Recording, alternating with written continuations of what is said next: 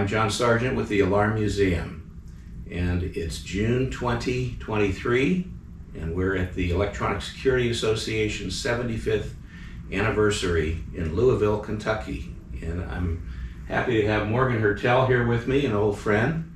And so let's talk about you and your life, but let's start with when you were young as a teenager. You know, where are you from? What did you? So I grew up in a very small community in, the name of the town was Glendora, which was just right up against the Angeles National Forest in the San Gabriel Valley. So, you know, sort of east and north of Los Angeles. And I lived on 4 acres. And I'd probably call it a hobby farm today. My parents had just about every kind of animal you could possibly imagine, and they had this sort of dream of raising horses. So my youth was spent primarily working my tail off, you know, in and around this hobby farm. So every weekend and everything else was, you know, all about post holes and fences and lots of manure. So you were a farm boy. In many cases, yeah, or a rancher, depending on how you wanted to look at it, yeah. But it also really gave all of us siblings a really good work ethic, because you know, every day was chores. You know, the day didn't start at school; the day started at dawn. Wow! You were either milking something or shoveling something. All right, and I guess you went to high school around there. Yeah, I went to high school and played football in high school. I actually graduated a year early. I'd taken a lot of extra courses and I worked hard, so I graduated at 16. Wow. And I really enjoyed high school. It was a great place to grow up. You know, it was one of those things in 3rd grade you were walking to school and, you know, you rode your bike, and, you know, it was an incredibly safe community. And so our youth was, you know, as long as we were home by dark, and the dinner bell rang, and if you missed it, you missed it. Oh, okay. That's just the way it was. Yeah. And the same was true in high school. You know, my parents didn't really worry too much about where we were at and what we were doing. Of course, we were not getting into trouble, so it worked out okay. Yeah. Yeah. How many brothers and sisters? There was 5 of us kids that they grew up in that home, and I have 3 sisters and 1 brother. Okay. All right. What did you want to do? I know you had interests as a kid, but what did you want? Did you know what you wanted to do when you grew up? Well, sort of, kind of, but not really. You know, at 16, I'd always liked to do things with my hands. I took every shop class and metalworking class and woodworking class that there was in high school and junior high, and so I was really good with that. So my majors in college, I had 2 majors. I had a mechanical engineering major and then also an agricultural engineering major. And that's where I started at Cal Poly Pomona at, you know, the tender age of 16. Yeah. And started school with those 2 majors in mind. Again, having no idea what I was going to do when I get done, but It seemed like that was a fit. Okay. So tell us about your first work experience. What kind of jobs did you? Well, my first real work experience was in high school. I actually worked at a Kinney shoe store, and you know, it was part-time work while I was going to school. But it was a pretty good experience. There were a lot of good friends there. It was commission, which really kind of prompted people to work hard, you know, for the extra money for selling shoes and socks and things like that. That was, you know, other than working at home, which was, you know, every day and every weekend, that was my real job experience. First job out of the home was working in the shoe store. Yeah, about what year time frame was that? Do you remember? Yeah, mid-70s. Okay. Mid-70s, yeah. Yeah. So then you went on, you had other jobs too? Well, I had a few part-time jobs here and there while I was working around, you know, my school. So I delivered spas for a while and helped at the time my girlfriend's dad install spas on the weekends and things like that. But you know, I didn't really have anything full-time when I was going to school. It was all part-time work. Okay. And yeah. So how'd you get into the alarm business? Well, it was actually completely by accident. Some people say fate. I think that's the case with a lot of us.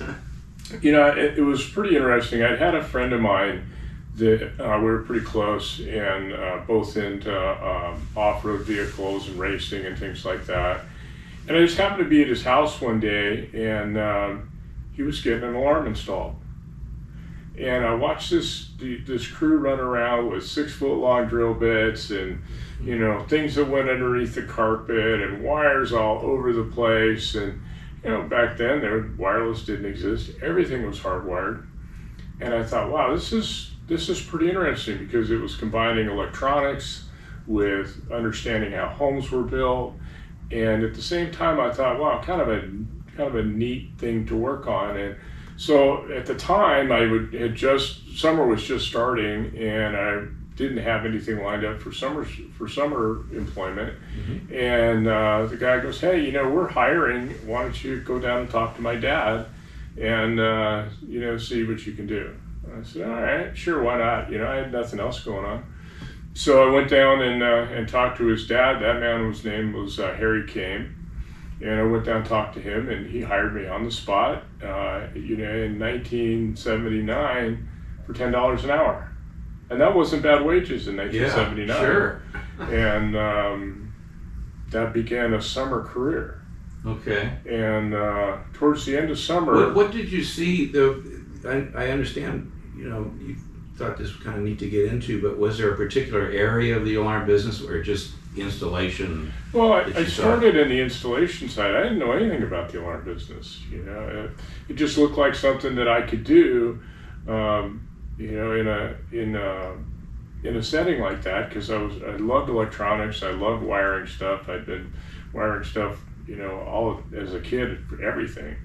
And it was just fun to see this sort of construction and electronics come together all in one place. Mm-hmm. So I thought, why not for summer? What's the worst that could possibly happen? I figured I'd go back to school in the fall, and that would be the end of it, and I'd continue on with this concept of agricultural and mechanical engineering. Okay.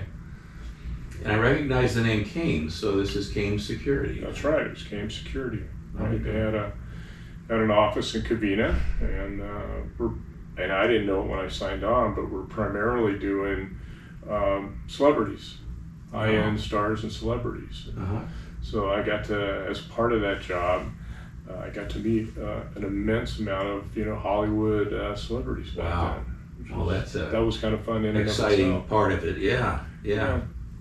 But what happened was, because I planned this just to be a summer job, towards the end of the summer, beginning of fall, my parents decided that they were packing up and moving to New Mexico, and said, hey, love you kids, but we're moving, and it's a small house, and you're not coming.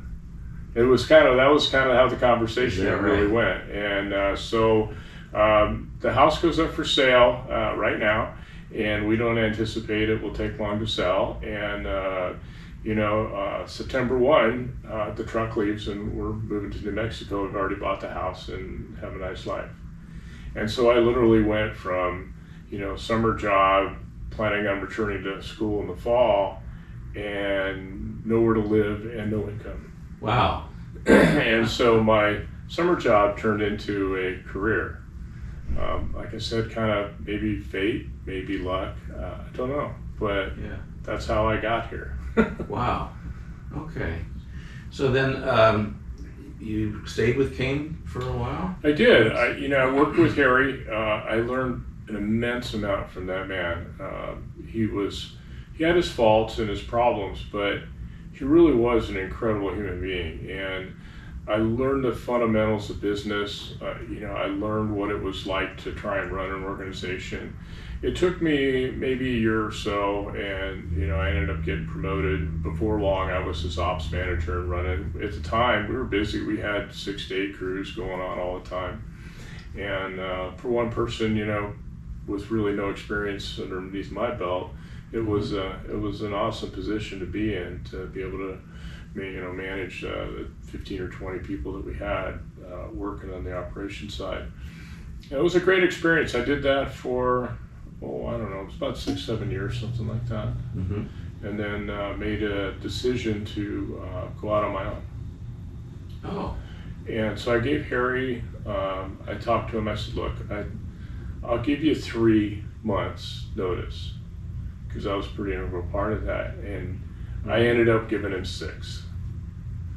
But during that time, I never slacked off. I continued to work hard. I got all my licenses in order during I that was going time. to say, so you then went for the ACO license. So. Yeah, I did an ACO, and at the time I did what was, a C17 or C16. I forget what it was, Yeah. the low voltage one, which later converted to a C10. Mm-hmm. But I did all that during that 6 months. He signed all my paperwork, was gracious about it. And, we parted ways, but remained friends, till he died. So you mentally were ready to go right into I'll call it big time, but you wanted to run your own thing. Yeah, and I learned a lot. School of hard knocks, right? I mean, it's quite a university, and so I started out on my own with almost no real capital, but I thought, how hard could it be, right? Yeah. Now, were you doing it for yourself, or were you also maybe doing subcontracting? Or? Was not doing well. I ended up doing a little subcontracting. It wasn't part of what I wanted to do or sought out to do, but I knew a number of people in the business that needed help, and so there were a few jobs that I would get called and say, hey, I really need your help, and so we would go ahead and do that kind of work, and but it really wasn't part of something that we wanted to do. So where were you based? Where were you living then? Yeah, I was based in Ontario, California. I'd moved out to the Ontario area as part of the move, because it was just trying to live in the in the Glendora area was just way too expensive to try and do that at a $10 an hour job. So I actually bought a small house out in Ontario in the late 70s, early 80s. And so when I built the business, I built it out there. Uh-huh. And at the time, I was really hyper-focused on fire.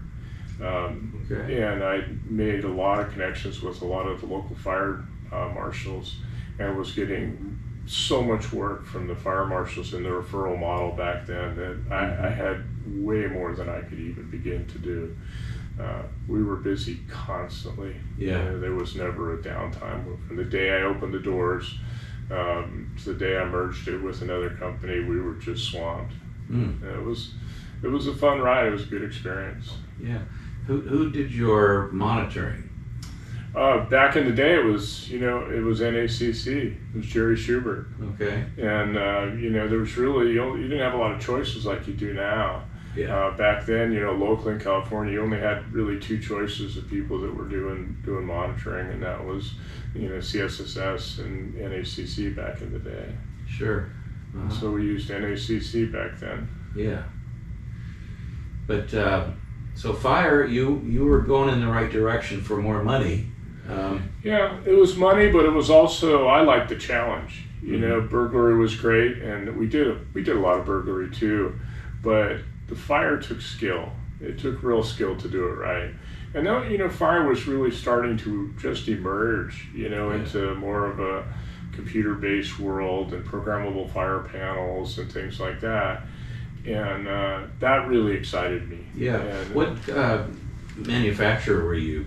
Were you well, focused on the one? small end, yeah, we were a radionics dealer and using radionics on the small end, and then on the bigger stuff, Firelight and Silent Night.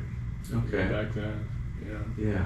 We were never big enough to get like a Notifier dealership or anything else like that, but we did just fine with the distributor products. Yeah. And we stayed away from anything over about 20 stories, but the smaller stuff was right in our wheelhouse, and we did a ton of water flow back then, and that was good money.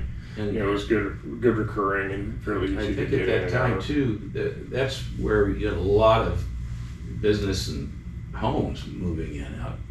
Yeah, Side. residentially, the east side of that, the Inland Empire was booming, and so we would do home shows, and we would come out of a home show with 100 signed deals.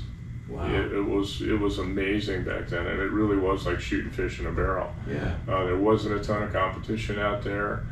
I got involved with the Inland Empire Alarm Association back then, and we were we were like right in that greenfield area. It was amazing, and there was plenty of work. Mm-hmm. Anytime a new community would pop up, I would do direct mail pieces, and we'd send these mail pieces out, and shoot, a week later we'd have a couple hundred leads to go follow up. I mean, it really was amazing work.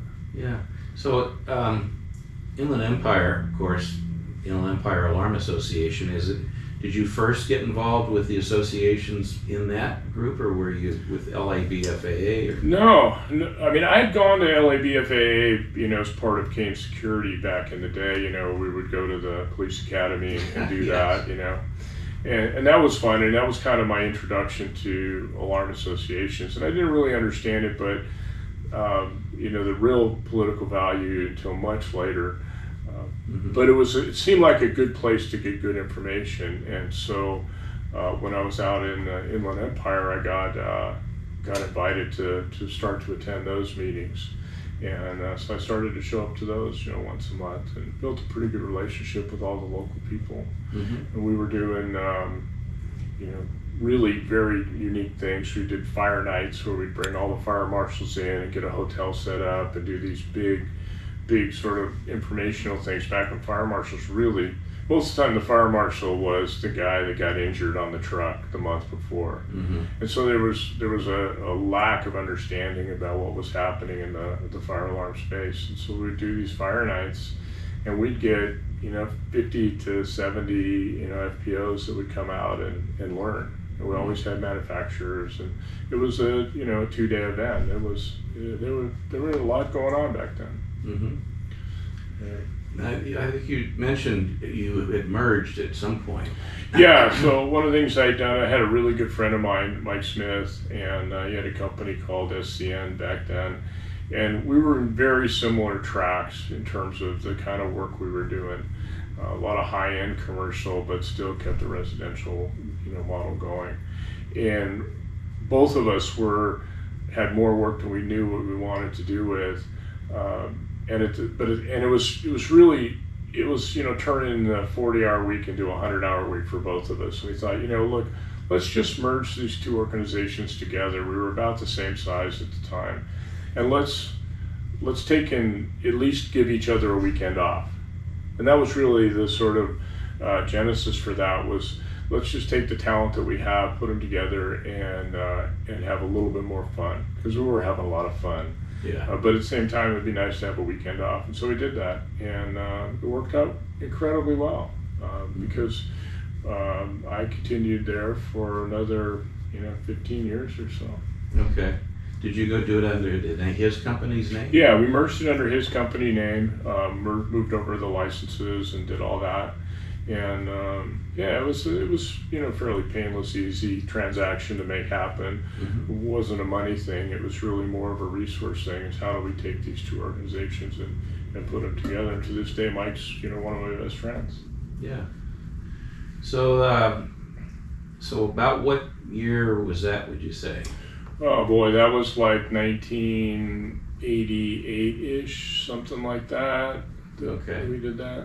All right. We're in that general neighborhood. So then you continued on with that for a while, and did that for a while, and did a lot of very high-end jobs and things like that. Did a lot of work for. Did you stay pretty much with hardwired systems, or? Initially, yeah, for a long time. Okay. There came a point in time where the market really pushed us into wireless in the residential side. And so the first residential real push was ITI. Mm-hmm. We sold a lot of Caretaker Pluses back in the day, and boy, that was brutal. Mm-hmm. It was not easy to make some of that stuff work. But we knew it was just a matter of time, and then eventually did a lot with back was a Demco then, mm-hmm. and standardized on a Demco in the residential wireless space, and despite its problems, it was fairly solid. Okay. And so then, and I assume you continued to attend some of the association events. Yeah, I know at one point you became president. Twice in the inland, yeah. I did two presidential terms there. Because I think I met you around the time that we were taking the Western Burglar and Fire Alarm Association to create the big California. That's right. That was my. I was just finishing up my first term when that whole concept, came about, and I was all for it. It made a lot of sense. It still makes a lot of sense today. Was to say, look, we need local representation to understand what was going on in the local space, but we also needed the clout and the understanding of a much larger organization to be able to deal with the state issues. It was too hard for the local company to go up to Sacramento and knock on their door and try and get any attention. And even though we needed that kind of help, it just didn't make sense. But having this hierarchical organization made a lot of sense to me. Yeah. So, but it was not, as you remember, it was not easy to get that done. No, there were actually 12 local associations at that time, of which I think 1 or 2 had maybe 3 members. Yeah. Right. And then you had the giant Los Angeles Burglar and Fire Alarm Association. I came from Golden Gate Alarm Association. We had, I think, 45 members, something like that. But we managed to pull that off, and then get our lobbyist. Yeah. And Les Gold is our general counsel still to this day. So then, tell us where you went with your company. So you did that for a while. Yeah, I mean, we continued to grow that organization, and I was starting to spend more and more time with the business side of it, and less in the field. But then a very strange thing happened. Just sort of out of the blue, I'd been talking to Frank Burke, who, at the time it was Hamilton Security. It was Hamilton Security, yes. And you still had Tom and Beacon, and it was a mishmash of stuff that was going on back then. But they had a stake in this little monitoring center that turned out to be just a stone's throw from Mike and I's office, which was in Corona. Okay. And we had no idea this little monitoring center existed. Yeah. And so Frank says, hey, would you guys be interested in maybe, coming into this as a co-op venture and, putting your accounts here and, become a part of this? And it was a song and dance, courting for a while. And ultimately we ended up doing that. Mm-hmm. And at Kane Security, we did our own monitoring then. It was a very simple operation. We had tape dialers coming in, and we had some Franklin receivers, and some adding machine tape, and a lot of 3x5 cards, which there was no computerization back then. Yeah. Everything was manual. In fact, one of the last things I did was help them get onto, at the time, was radionics as automation. But it was a complete manual operation. So I had a lot of central station experience then and understood what it was. I worked worked as a dispatcher on occasion when they were short, and so that was a good experience. So it's not like I was walking into this new operation with no experience at all. But I just became enamored with building this automation system and really understanding at the command center. And so over time, Mike and I came to a pretty good agreement, and I transitioned over full time to run that little monitoring center. And that was the beginning of really understanding the central station business. Yeah. So this would have been we had George Gunning and Frank get together, and I remember as that central station was being put together. We watched that, and we had companies in San Francisco that did the same thing. They thought, oh, this is a co-op central station. It's a great thing. And so we saw, a bunch of the smaller companies get together and mirror copy of what you were dealing with. Yeah, we had a half a dozen, sort of co-op members, and we get together once a month for a lunch meeting and or sometimes a dinner meeting, and kind of hash out the business and decide what we wanted to do next. And it was run on a nonprofit basis for the most part. It was a separate organization, but we really didn't want tax implications. Yeah. And the idea was there was two two real models for this. One was to have some control, be able to do things that you just was really hard to do in a traditional wholesale back then.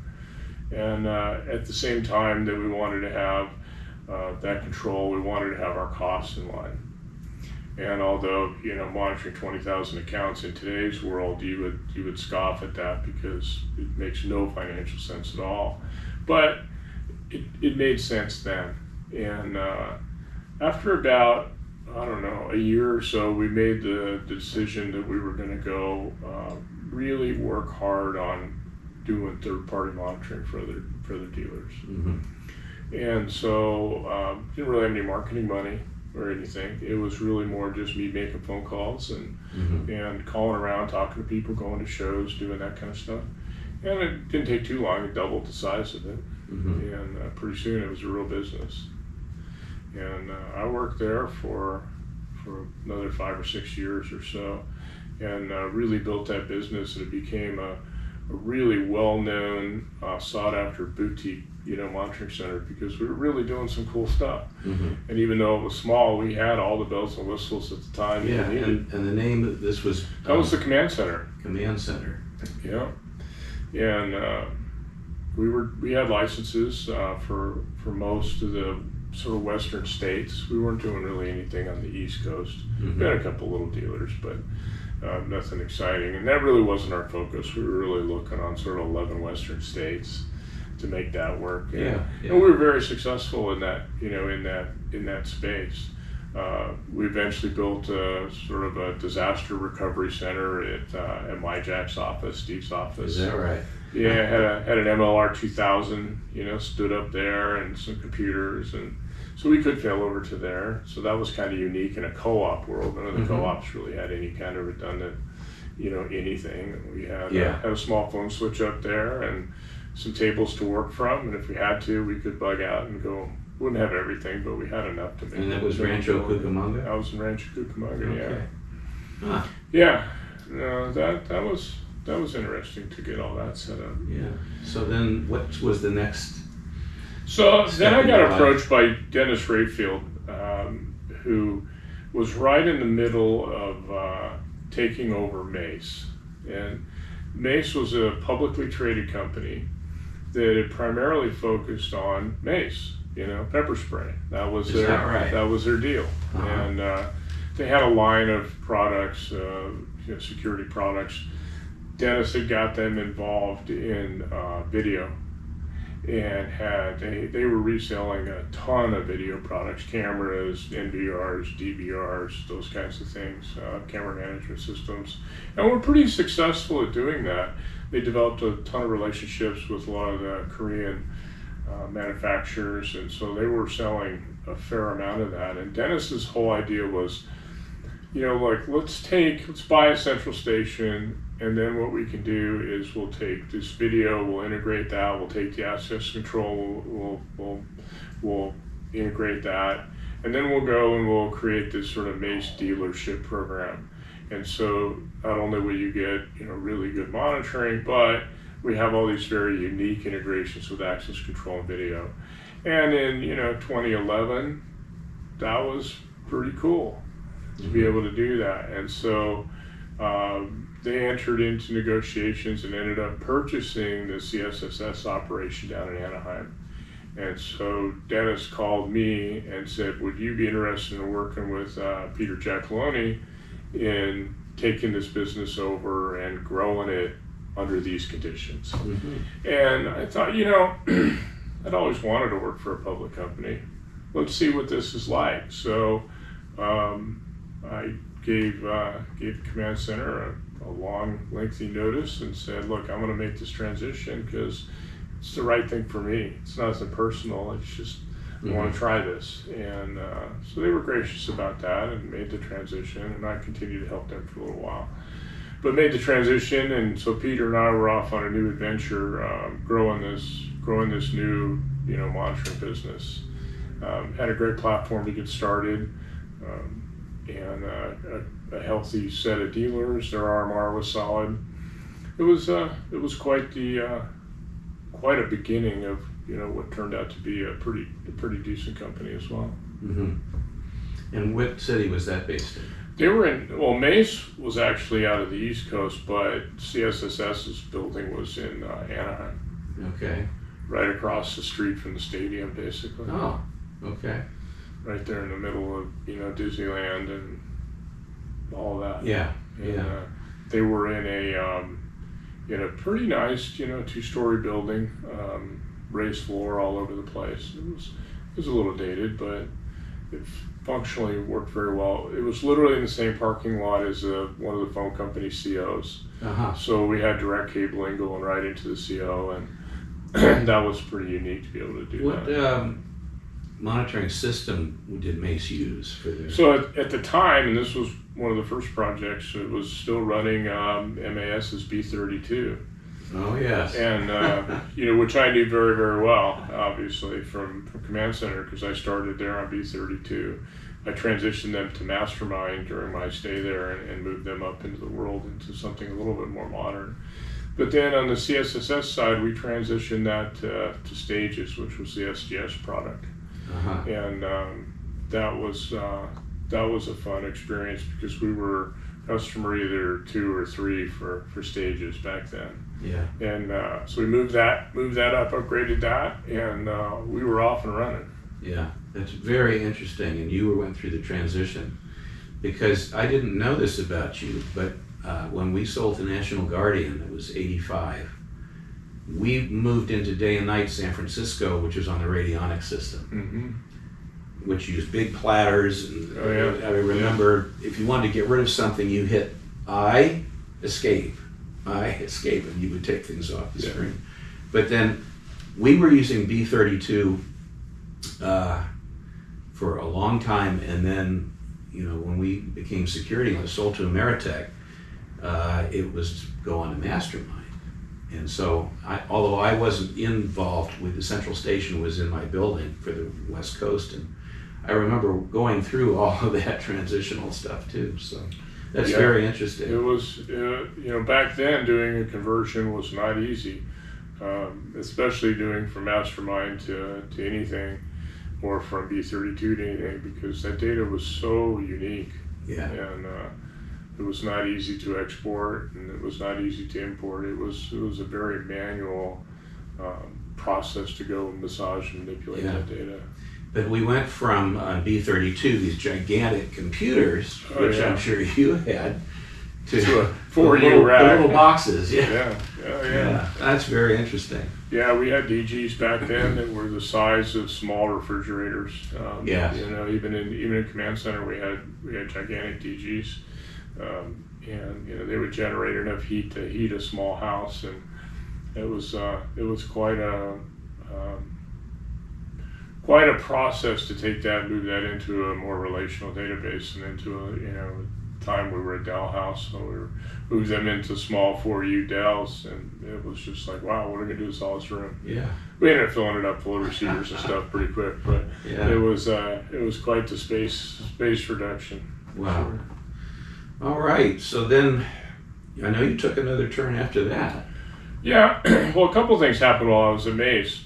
One, we went and bought the Command Center, so we ended up closing the Corona office and moving a big chunk of the staff and all the accounts down to Anaheim.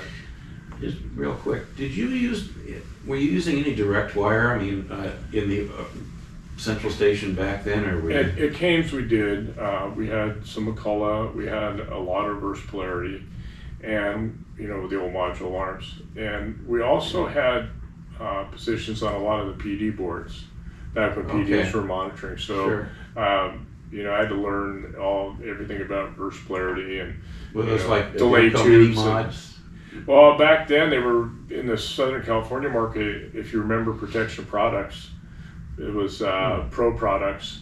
They made most of the police boards. They were all handmade back then. Yeah. And so they were a lot of green, yellow, and red lights. Yes. And buzzers and things like that, and labels on each set of lights. And so a lot of what we did was interfacing with those pro police boards and pro panels back then.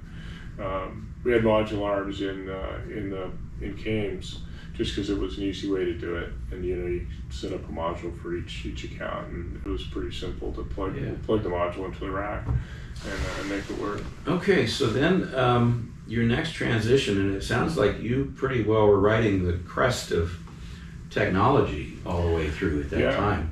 We pushed the SGS platform pretty hard, and it resulted in a lot of new features and services that had to be done. And they were, that was the same development crew that did Mastermind, so they had a really good handle on what to do, but they really wanted stages to be radically different. And so they were seeking input. And at the time, they only had 3 customers. They had Brinks, which was a fairly straightforward residential company. They didn't do a lot of very exciting much of anything. They had Bart Didden in USA. That was a B-32 replacement program that they did for Bart. And they had us. And so they were really looking for major input. They weren't going to get it from Brinks because Brinks didn't have any real needs. B-32 actually worked for them. If they could have stayed on it forever, they probably would have, because it just worked. But with the OS being deprecated and things like that, it just made no sense to stay there. Bart Didden's was an interesting organization, but they weren't getting a lot of input from them back then. Bart had a fairly simplistic operation. So they were getting all this stuff for us. We were doing all the integration with the DVRs and NVRs and access control. So we were pushing those limits pretty hard. And so I became sort of the de facto expert on stages, to make that stuff work. And we had a lot of Hank's prospects would come down to CSSS and tour the place, and see what it all looked like, see how it was working, see it in action. We were happy to help Hank do that. That also helped us develop that relationship to get the services and things that we needed to grow our business. And so that was a very symbiotic relationship. So it didn't take very long before the industry knew me for stages, and that's how I met Jeff Atkins. Okay. At the time, Jeff Atkins, they were, and Rapid was on their own iteration of what was the old DCC product, and they'd been developing that for a long time on their own. But they really knew that staying on that old school PIC database was not the place to be. And so they'd been looking for quite a while, and they were looking at Hank and to take them to the next level. So Jeff and I started talking about things that we wanted to do with stages. We created a users group back then, much to Hank's unhappiness, but it actually worked out better because it really allowed the product to grow. And we had, at the time, Avant-Garde was just starting to get on the program. Vivint was there. There were starting to be some pretty good sized players that were starting to move that way. And I started to get, unhappy's not the word, but seeing how you had to operate a public company in a service-based business was just not a happy place to be. You couldn't turn the numbers fast enough to really make Wall Street happy. You couldn't get that kind of return in the kind of time that they really needed to, and it became painfully obvious to me that they shouldn't have been in that service business. They should have stuck to widgets, because you can sell widgets and have a sale and make a big improvement on sales overnight. You can't do that in monitoring. It just doesn't happen that fast. And so I had actually gone to the board at Mace and said, look, here's the only way that this business can grow, and that's going to require some cash, and it's going to require some time. And if this is a business that you really want to grow, this is what it's going to take. And if it's not, I get it, but I'm not interested in trying to do it. And I spent, 3 or 4 hours pitching it to the board. And they came back and said, we love your idea. We think it's totally viable, but we can't do it. And I said, all right. So again, I gave them. Had it been a privately owned company, would it have been different? I think so. Yeah. I mean, they were pushing stockholder value, which, you know, any public company has to, right? Yeah, and if you're sure. not seeing returns on your money, that's painful. And you know, they just needed to turn too fast, and you couldn't, because you had to grow your infrastructure and your people before you could bring on the load, because if you brought the load on before your people were ready, then everybody gets bad service. And it just wasn't viable. Yeah. And so I said, you know, this isn't for me. I gave them 3 months. They took 4, and to either find a replacement or figure out what they were going to do. And so I went through the 4 months, and then I went home and said, I'm going to take a month off and decompress and just hang out with the family and, you know, do whatever. So I did. And then, I'd started getting calls almost immediately, and I said, look, I'm not taking any calls. I'm not interested in talking to people. You call me, you know, I forget what the date was, but Yeah. you call me on this date, and then we'll talk. And so on that date, I got a call from Jeff, and he says, hey, I want you to come out. He says, I'll give you an access control card, and you can stay as long as you want. You can talk to anybody you want. You can try and understand the culture the best as you can, but I'd like you to do that. I said, okay. So I jumped on a plane, not that week, but the week after, and I spent a week up in Syracuse. And he literally I walked in the door, and he introduced me to a handful of people, gave me an access control card, and said, see you later, and left. Wow. So you can go anywhere you want, you can go check out anything you want, you can talk to anybody you want. It's just you have unfettered access to anybody and everybody.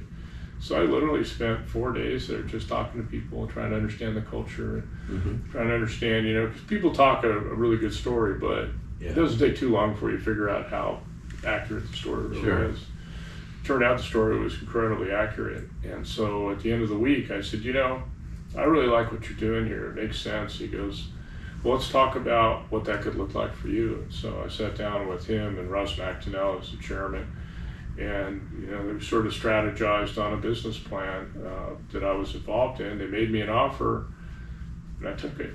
And that was in 2013, 2012. Okay. And so here I am. Yeah. You know.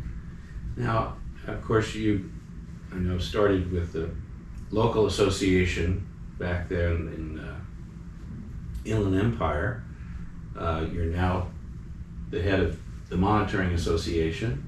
Oh. And so you've got other interests that you're involved in, which, you know, it took you a while to get to that. But the one other thing I just thought I would mention for the record here was you and I, as well as other people, got some experience working with police departments on really tough stuff. The city of Fontana. City of Riverside. Well, yeah, that's right. Riverside was the 900 number, That's right. I believe. That was the first big They one. wanted the alarm companies to call 900 so they could collect the money from the phone call. Yeah. Yeah, but I mean, Fontana was sort of, you know, the big dead zone where everything happened, and we sued Fontana and we won twice. Yeah. And, you know, we didn't get everything we wanted, but, you know, after 2 police chiefs, I remember the first guy, as soon as that lawsuit came, he left. I'm retired. A smart guy. But, you know, we got to see, you know, what the industry needed to do, and that was another thing. We had, I remember 2 companies for sure.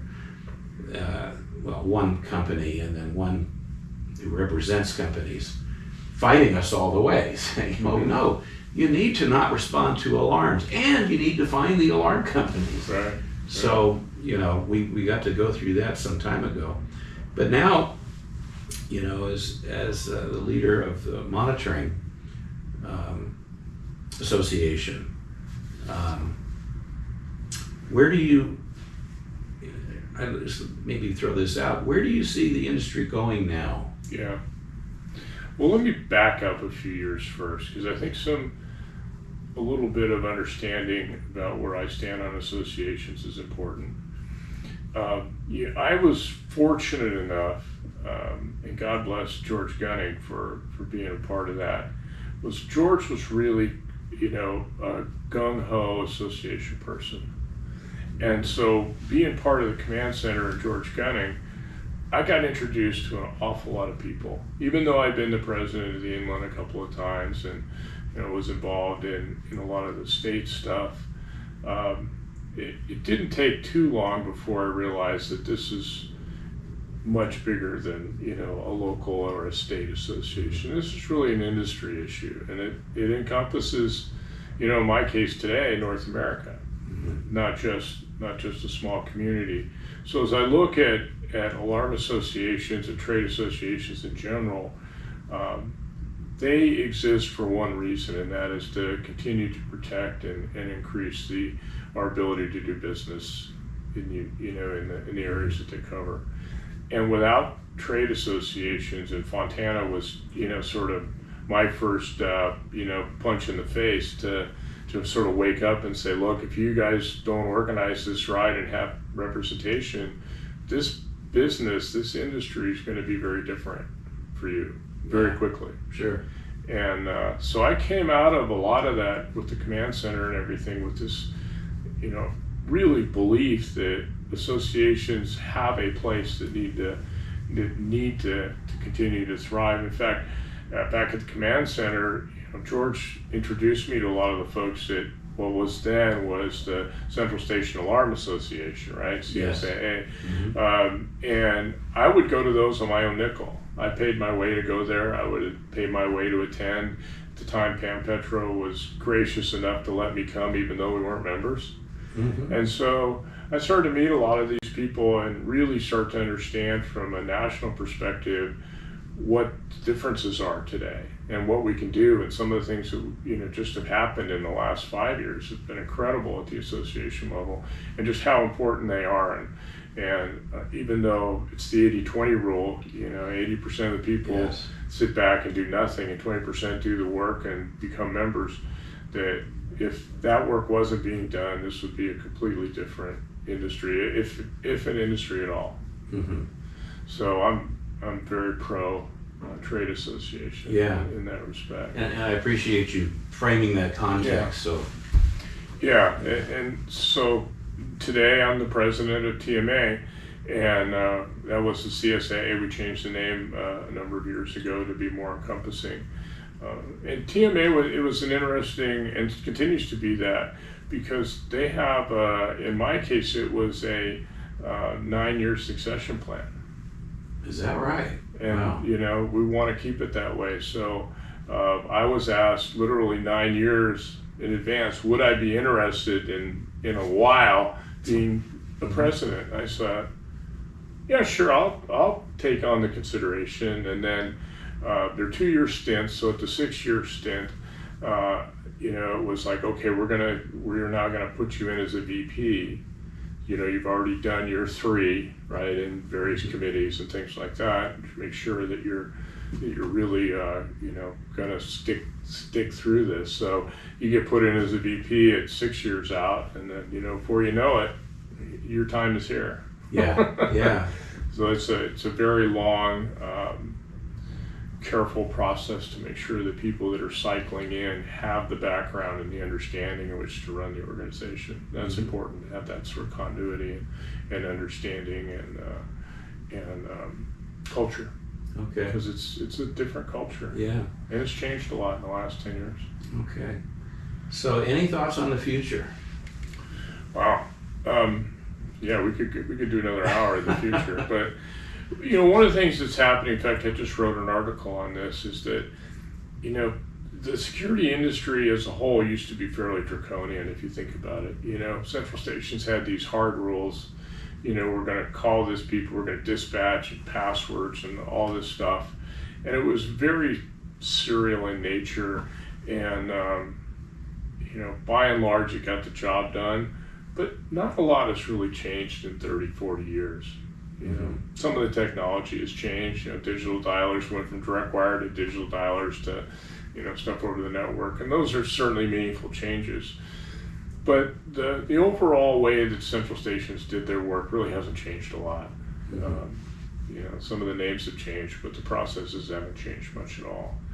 And now you're starting to see a couple of things. One, you're starting to see shift in socioeconomic needs for security systems. So a lot, the people that are buying security systems are buying at all different kinds of economic levels. It used to be, especially in the residential market, nobody had security unless you were at least, sort of upper middle class. And now you're starting to see with DIY and entering into the space, now security can be provided at all different levels of income. And so that's changed this concept of security as a lifestyle, or, something is better than nothing, which traditionally was never done before. It was either all or nothing. But you're also starting to see some real need for for different ways of interacting with people. You no longer can just call down through the list and try and talk to people, and if you didn't, you dispatched it. People really have an expectation of more. And so you're starting to see technology now be able to not only notify and communicate with people better, but you're now starting to have much better sense of what's happening on sites today, and so you can now make better decisions.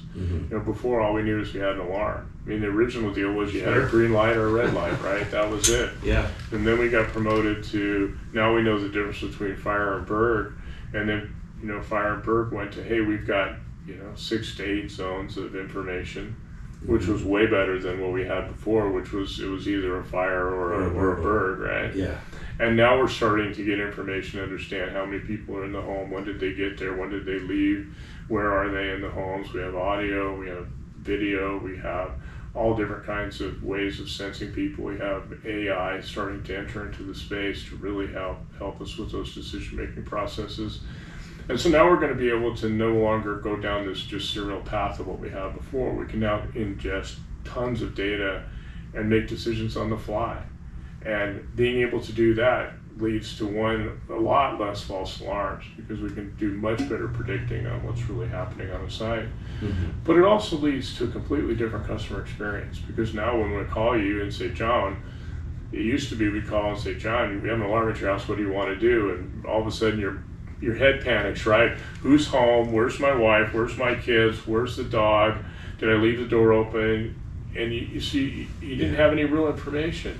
Today, now I can call and say, John, we just saw your wife leave 5 minutes ago. I assume you would not like us to dispatch. But in all reality, we would have called your wife first, because we saw that she was the one that left, even though you might have been first on the call list. And so when we can start to dynamically do things differently on the fly, it changes that customer experience. It reduces false alarms, and will reduce churn and everything else that's involved in that business. And these are things that are just starting to happen.